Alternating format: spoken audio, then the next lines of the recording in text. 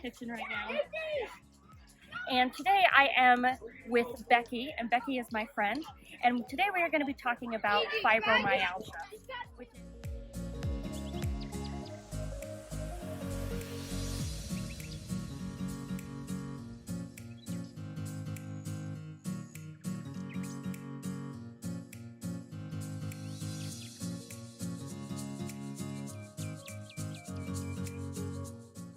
which is a chronic illness that Becke has. So why don't you go ahead and introduce yourself, let them know a little about yourself. I'm Becke. I'm Amanda's friend. And I'm just turned 60, and I'm a grandmother of 5 and a mother of 3. And I work full time as an executive assistant. I do not wear this. And that's pretty much me in a nutshell. All right, so my first question is, how long did it take you to get diagnosed with fibromyalgia? It took over 15 years to finally get a diagnosis. It was a long time, and it was one of the problems with fibromyalgia is that it mimics so many other diseases that it takes a long time to get it figured out. And it just, 15 years.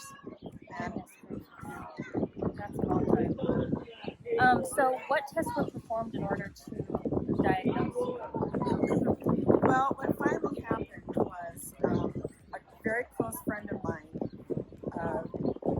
because we went through all kinds of different things. Every time I get to the point where I couldn't stand it anymore, I go to the doctor, and they do all these tests, and everything was negative. All the time, it was always negative. And so it got to the point where I just didn't bother to go see the doctor anymore.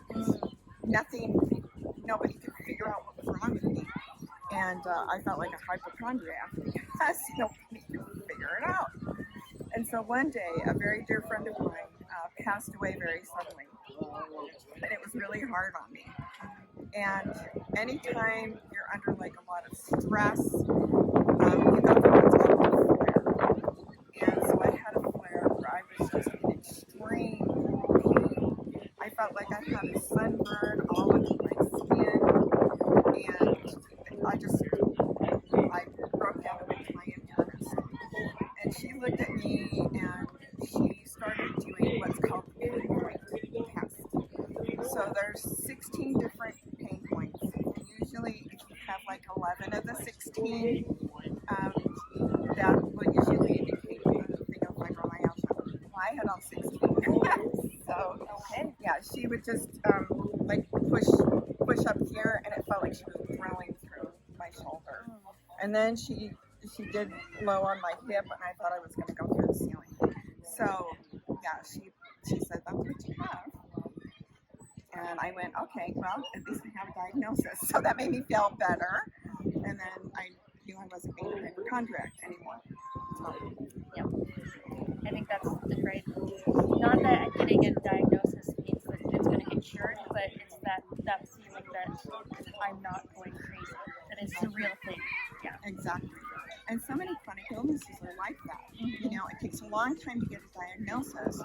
And every time you go to the doctor and they do all these tests, you feel like they're looking at you like that. And there are still physicians who feel that fibromyalgia is a mental thing. And it's not. So, yeah, you've got to make sure that you got a doctor who really pays attention, an internist or someone who really knows the body. Yes, definitely. So 90% of patients suffer from severe fatigue or a sleep disorder. So for you, is that the same way for you? Yes. Yes, it is. As I said, I'm an executive assistant, so I get up in the morning, have my breakfast, I go to work, I walk down the stairs pretty much on my way to work, and I work, and sometimes I get sleepy, and just kind of have to work my day. And then when I get home, a lot of times I really have to focus on getting things. I've had one time where I got home and I didn't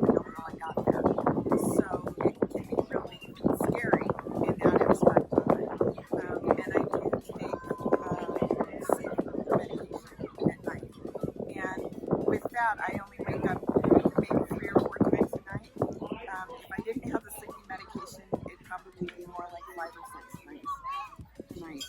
So it's just because you're laying there and the pain is so bad, it just wakes you up and I'm a real active sleeper.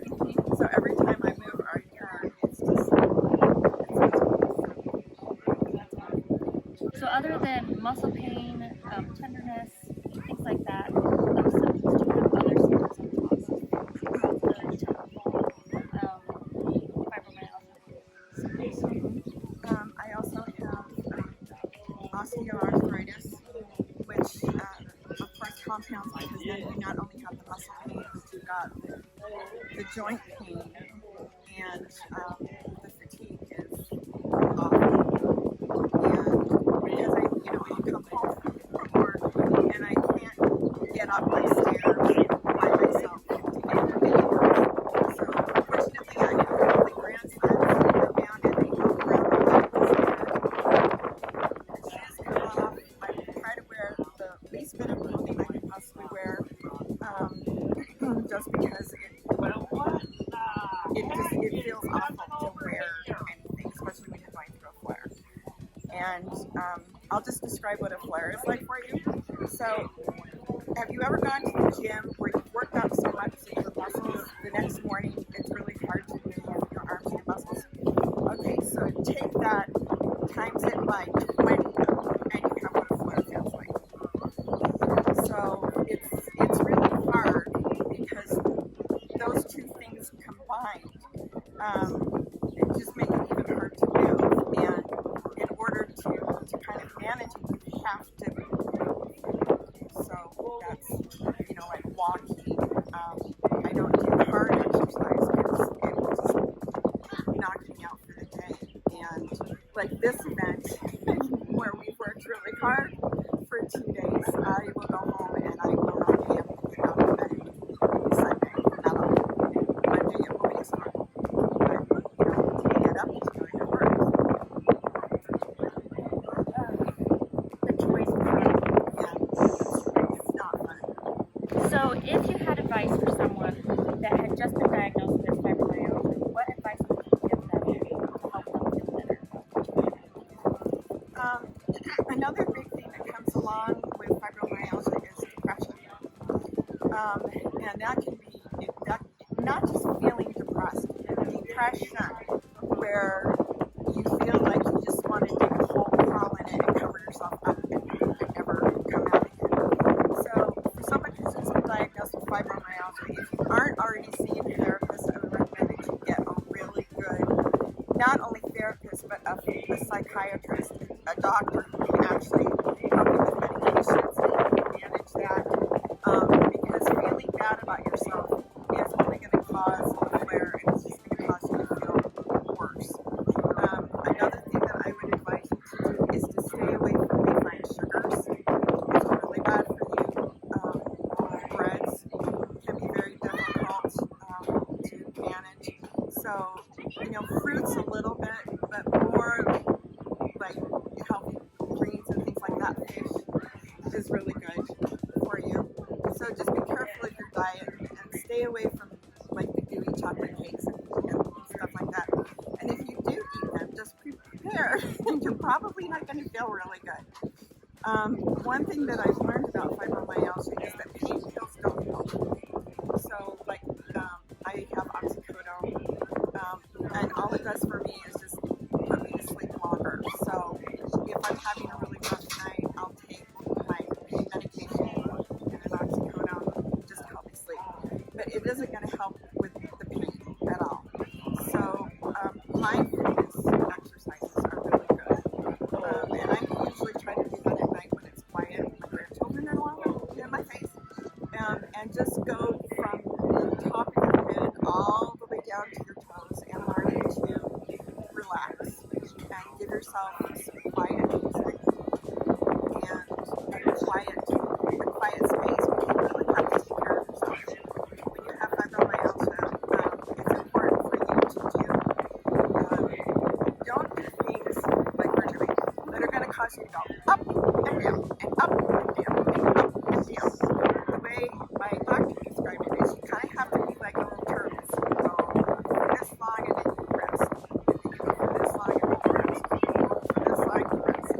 So you make it a little more like turtle movement. So if you're doing laundry, put it in the thing and go rest for 10 minutes. And then get up and do some folding.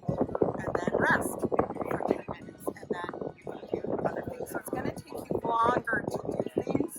But in the long run, it's going to be better for your body because these spikes are not good for you. And it's going to get you to a point where, you may not be able to manage the pain. And you could get actually in a wheelchair if you're not careful. So self-care with fibromyalgia is really, really important and getting a really good night's sleep. So if you have to take a sleeping pill or some sleeping medication, do it.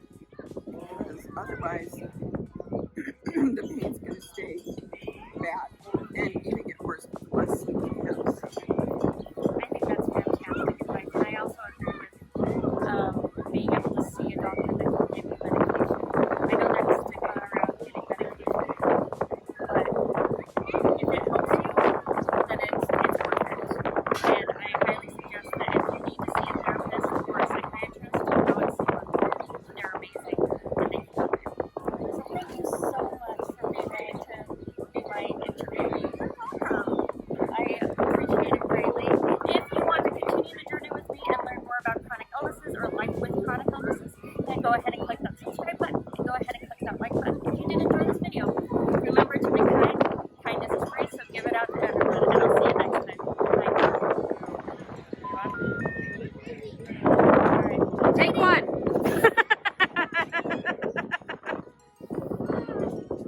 Scene one, take one.